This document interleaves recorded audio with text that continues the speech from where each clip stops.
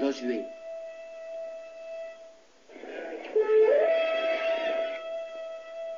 C'est la trompe de Josué.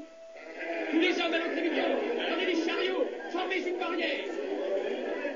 Pourquoi? Qu'est-ce qui se passe, Josué? Les chars de Pharaon, bloquez le passage avec les chariots, que les femmes et les enfants aillent vers la mer.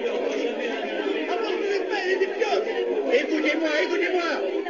Est-ce que des pioches peuvent arrêter des javelots? Est-ce que des charrettes peuvent arrêter des chars de guerre? T'as raison. Femmes, voulez-vous voir mourir vos maris? Moïse, Qu'y a-t-il, Josué? Qu'y a-t-il? les chars de Pharaon, j'ai ordonné de bloquer le passage. Pour lutter contre des chars de guerre. Viens pour aller les arrêter. Ordonne aux hommes de reculer, Josué. De reculer? Où? Nous sommes devant la mer. Dieu nous assistera. Vous allez livrer? Oui, mais pour vous livrer à la mort. Regardez! Regardez! Moïse vous a attiré dans un piège. Il faut le livrer à Pharaon. Livrons-le! Livrons-le! Allez! Allez! Allez!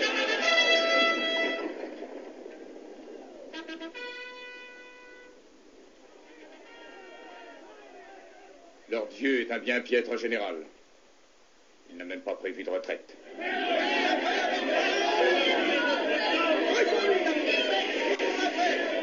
10 fois déjà, vous avez vu les miracles de l'Éternel.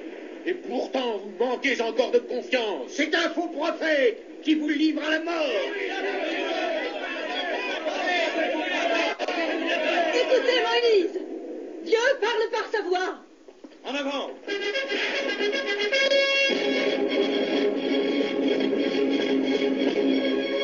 Ils s'arrêteront pour moi. Il n'y a pas de sang royal pour un char de guerre.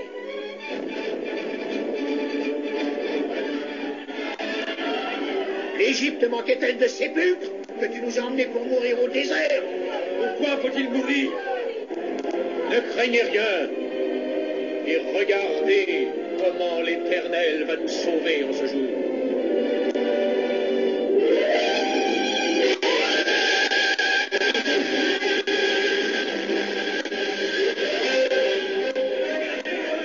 C'est le souffle de Dieu!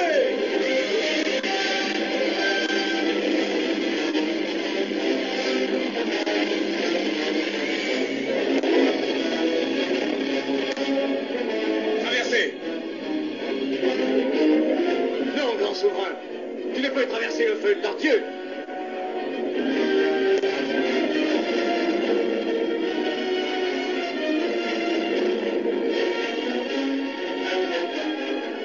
Rassemblez familles et troupeaux. Il faut partir au plus vite. Pour aller où? Se noyer dans la mer? Combien de temps ce feu arrêtera-t-il Pharaon? Après ce jour, tous ces chars, vous ne les verrez plus. Non, car ils nous auront tous écrasés. L'Éternel livrera bataille pour nous. Contemplez sa puissance.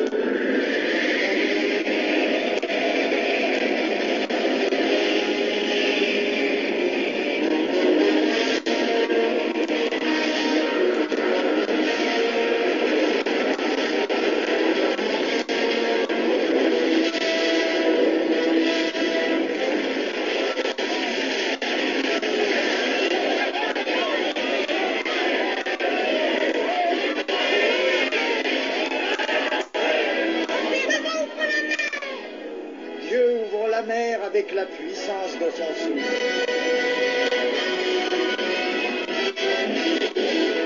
Conduis-les entre ces murailles liquides. Que sa volonté soit faite.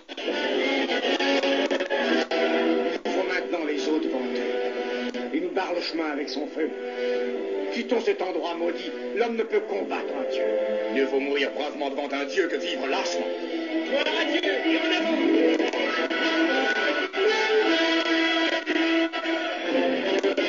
Ça s'éteint. Le feu s'éteint. Prenez la charge.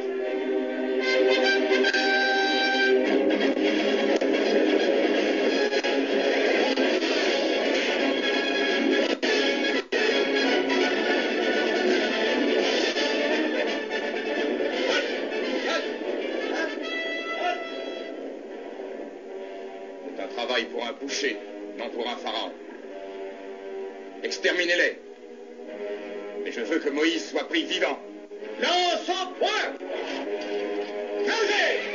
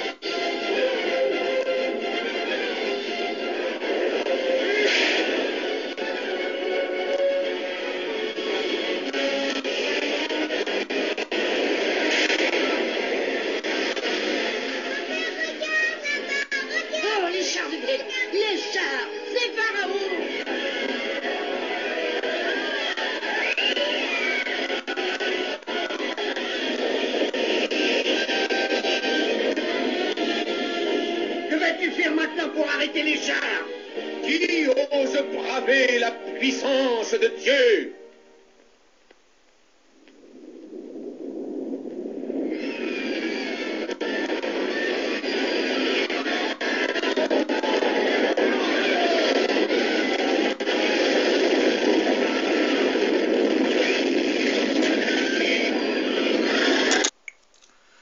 Ron Wyatt, c'est un archéologue américain qui aurait retrouvé le point de passage qui aurait relié la côte saoudienne au Sinaï.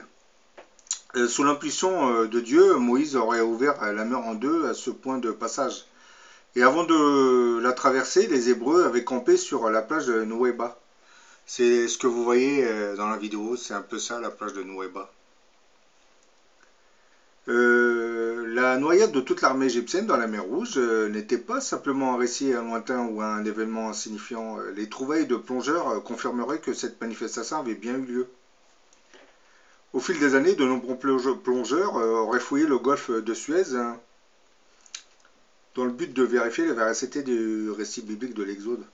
Et en suivant attentivement les documents bibliques et historiques de l'Exode, un archéologue américain, Ron Wyatt, avait pu vérifier à l'aide d'un sonar la profondeur et avait découvert un pont entre la plage de Nouéba et la plage du côté saoudien.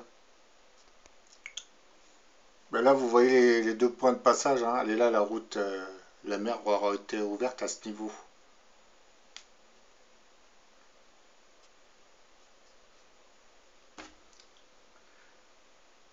Ben, Nouéba, c'est un acronyme signifiant en arabe Moïse, hein, libre des eaux. Plusieurs fouilles répétées avaient été faites dans des profondeurs allant de 18 à 60 mètres de profondeur sur une longueur de près de 2 km. Bah, à cet endroit, il fut trouvé des roues, des parties de chars, ainsi que des restes humains et des cadavres de chevaux. Depuis 1987, Ron Wyatt aurait trouvé 3 roues de chars dorés composées de 4 rayons. Le corail ne pousse pas sur l'or, hein, ce qui permet de voir à la forme très distincte de la roue. Le bois à l'intérieur du plaçage en or avait été désintégré pendant la roue trop fragile pour la déplacer.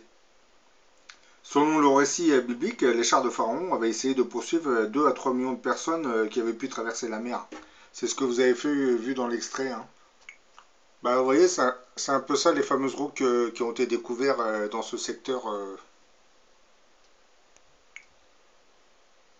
Ce qui confirmerait le récit biblique. Et là, vous voyez la plage de Nouéba, hein, dans le golfe d'Aqaba, hein, d'où les Hébreux seraient partis. Donc, avant de traverser la mer, ils auraient campé sur cette plage. Hein. Bah, vous vous rendez compte, 2 millions de personnes auraient campé dans cette plage avant de traverser la mer.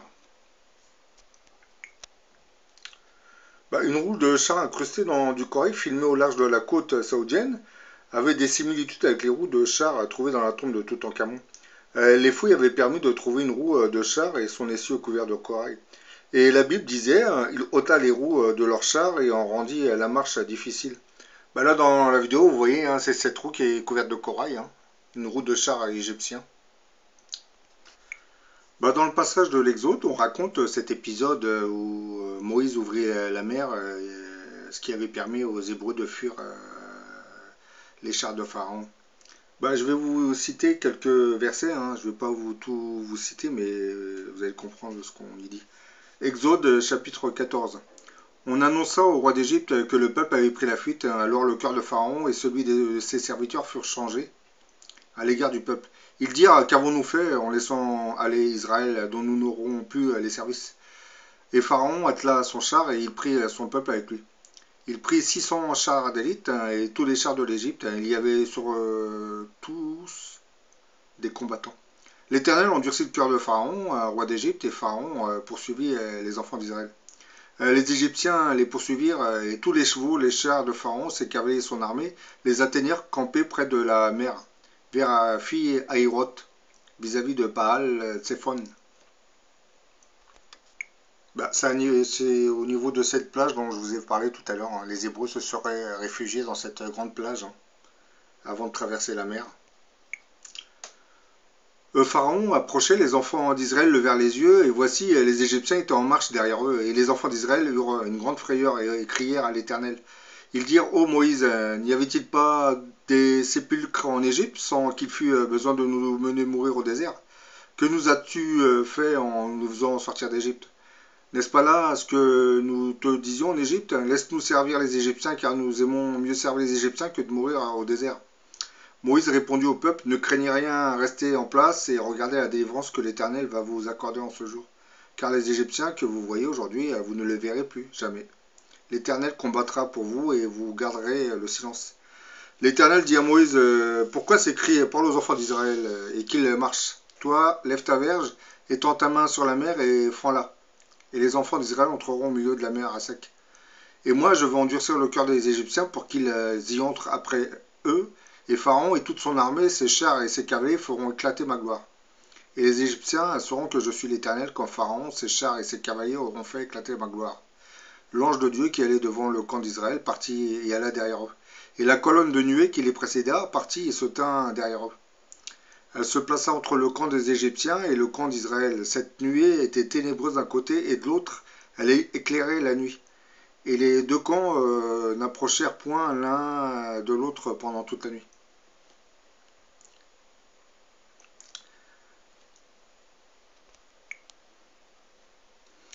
Beaucoup d'entre vous vont se poser cette question, mais comment une nuée de feu aurait pu stopper les Égyptiens la nuit? Il suffisait pour eux de contourner la tornade de feu. Hein. Les Égyptiens ne pouvaient pas contourner cette tornade de feu car les collines sur les côtés étaient beaucoup trop raides pour leurs chars. Là, comme vous voyez, c'est le chemin qui mène à la plage de Nouéba. Donc, vous imaginez la nuée, la tornade de feu à ce niveau-là. Vous voyez sur les côtés, les chars de Pharaon ne pouvaient pas contourner le feu parce que c'était dans une sorte de vallée. Moïse étendit sa main sur la mer et l'Éternel refoula la mer par un vent d'Orient qui souffla avec impétuosité toute la nuit. Il mit la mer à sec et les eaux se fendirent. Les enfants d'Israël entrèrent au milieu de la mer à sec et les eaux formèrent comme une muraille à leur droite et à leur gauche. Les Égyptiens les poursuivirent et tous les chevaux de Pharaon, ses chars et ses cavaliers entrèrent après eux au milieu de la mer. L'Éternel dit à Moïse, étends ta main sur la mer, et les eaux reviendront sur les Égyptiens, sur leurs chars et sur leur cavalerie. Moïse étendit sa main sur la mer, et vers le matin, la mer reprit son impétuosité, et les Égyptiens s'enfuirent à son approche. Mais l'Éternel précipita les Égyptiens au milieu de la mer. Les eaux revinrent et couvrirent les chars, les cavaliers et toute l'armée de Pharaon qui était entrée dans la mer après les enfants d'Israël. Et il n'en échappa pas un seul. Notre plongeur américain, Ron Wyatt, avait décidé de plonger à cet endroit dont je vous avais parlé tout à l'heure. C'est surtout entre ces deux lieux de passage, vous voyez, parce que Moïse serait parti de là, il aurait traversé la mer jusqu'ici. Donc Ron Wyatt aurait plongé à ce niveau. Il aurait retrouvé des roues, des morceaux de chars égyptiens ainsi que des restes humains et des cadavres de chevaux. Et depuis 1987, Ron Wyatt aurait trouvé 3 roues de chars dorés composées de 4 rayons. C'est un peu ce que vous voyez dans la vidéo là, vous voyez? C'est ça qu'il aurait retrouvé dans ce secteur, ce qui confirmerait le récit biblique.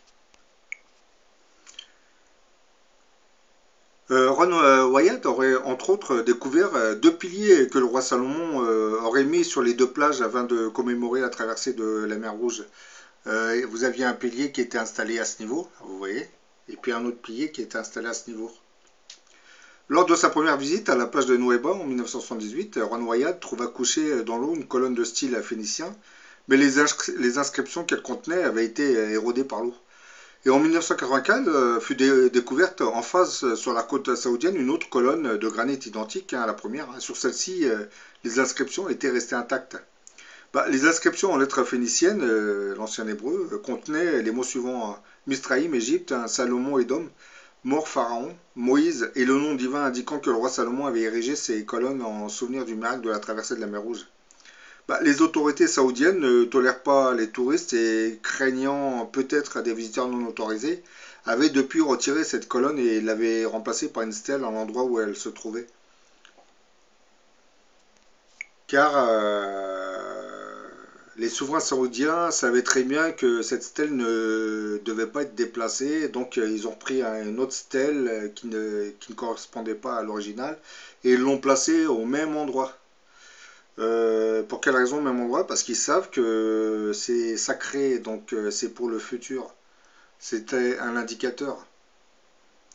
Donc on cache l'original, mais on met une stèle artificielle pour que les touristes ne viennent pas massivement voir l'original. Tout en sachant que les souverains saoudiens savaient que ce pilier n'était pas placé ici par hasard.